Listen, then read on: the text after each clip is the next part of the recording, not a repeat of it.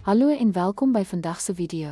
In hierdie video bespreek ons die belangrikheid daarvan om jou graadtafel aan maats voor te stel en hoe hierdie proses terugvoer, samewerking en professionele groei ondersteun.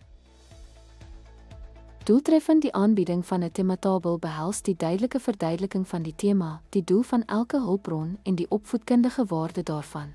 Deelname aan portiergroep terugvoer help om sterkpunte en areas vir verbetering te identifiseer, terwyl die tentoonstelling van werk ondersteun selfvertroue, samewerking en professionele groei.